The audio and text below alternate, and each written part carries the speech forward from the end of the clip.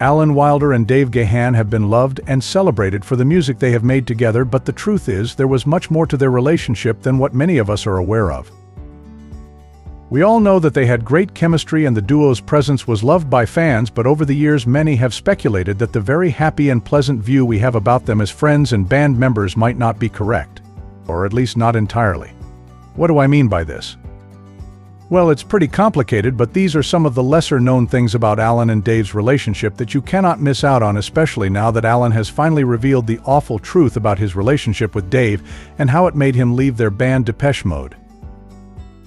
I am sure many of you must be aware of the infamous departure letter Alan wrote, in which he expressed that he felt extremely underappreciated because his work talents and contributions were left unnoticed by his fellow band members. We don't really know what happened between them during their private meetings, but there is a huge possibility that a lot of the negative emotions mentioned in the letter stemmed from the fact that when he joined the band in 1982, Dave did not acknowledge him at first as a full-fledged member of the band. Alan did live work and promo work only, and wasn't allowed in the studio.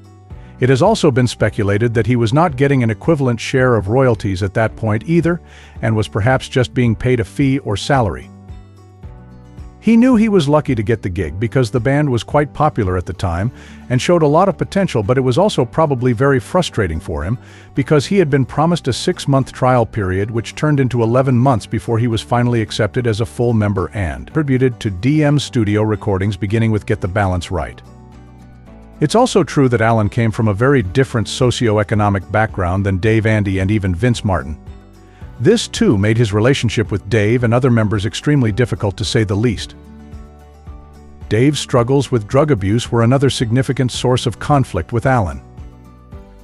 The rock star lifestyle unfortunately often comes with a darker side, and Dave was no exception. He battled various serious illnesses and addiction issues, with his heroin use in the 1990s becoming particularly life-threatening. One overdose was so severe that it nearly cost him his life. Dave once even overdosed to the point of clinical death and had to be revived. Reflecting on the event in a 2013 interview, he recounted the haunting details. He described an out-of-body experience where he could see the paramedics frantically working to save him. Based on all of this, it's very obvious that Dave's issues with substance abuse were intense, and this would have a negative impact on his performance and conflict with band members who wanted the band to improve and were passionate about taking it to new heights. Alan was one such enthusiast, so it's not shocking that the two didn't get along, as this was such a major conflict of interest. But did Alan only have conflicts with Dave? The answer is a straight-up confident no. Because we know that there were some major tensions between Andy and Dave, and many of these have been brushed under the carpet for a very long time. Some fans believe that Alan was the most exploited band member who was often taken advantage of and given the least credit for his valuable contributions.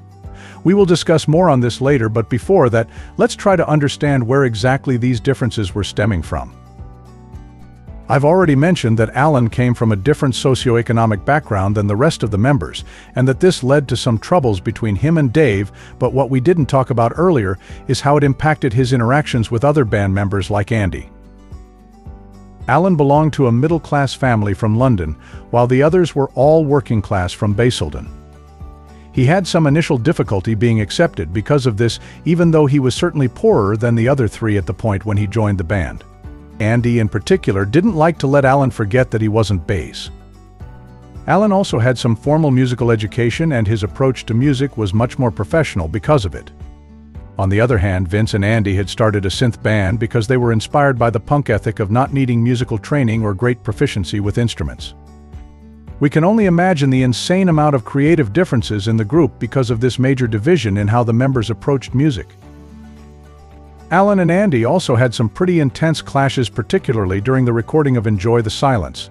Andy envisioned it as a simple melody demo, while Alan aimed to infuse a Pet Shop Boys like tempo with Flood, adding more layers. The tension escalated to the point where other band members had to intervene and plead with them to take a break.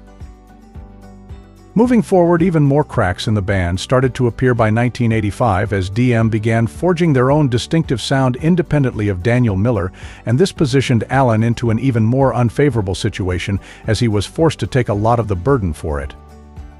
Each successive album after Black Celebration became more and more sonically complex, and the workload grew exponentially for Alan, while remaining pretty much the same for the others. Screams unfair, doesn't it? Another major source of conflict between the two arose because Andy did not contribute anything musically but could be very critical in the studio and had an equal vote in band decisions. Yet Andy was getting paid the same even though he didn't contribute musically simply because he was friends with the boss. The work throughout 1992 was particularly intense for Alan as he was spearheading not only the digital aspects of the recording process but also the performance-based elements of the album. The devotional and exotic tours that followed in 1993 and 1994 were also harsh on Alan, as he was the one who had to prepare all the tour mixes while the others were on vacation.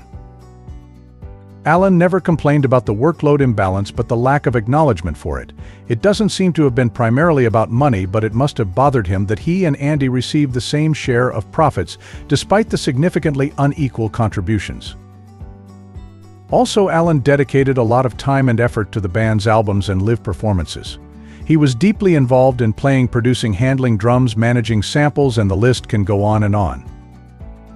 Despite these significant contributions, he also earned the same amount as Fletch, who was almost a non-factor in the studio and only played simple or minimal parts on tour.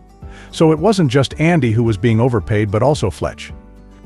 Understandably enough, this disparity likely seemed unfair to Alan, but since Martin and Fletch were close friends and original members of the band, Alan had to accept the situation. But hang on, because these tensions and conflicts don't end here. There is more to the story.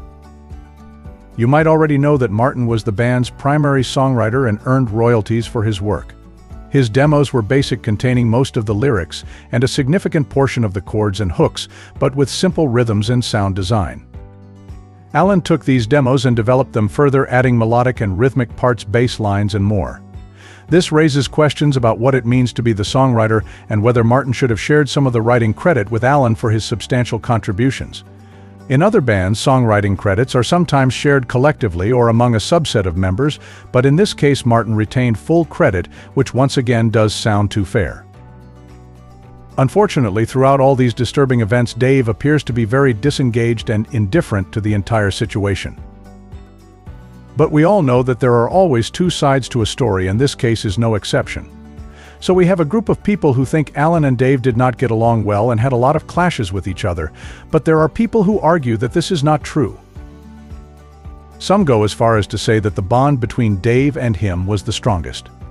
The two were much closer to each other than anybody else. These people also tend to point out that the challenge lay primarily in the relationship between Martin and Fletch, especially with Fletch acknowledging his faults several times in leaving the band.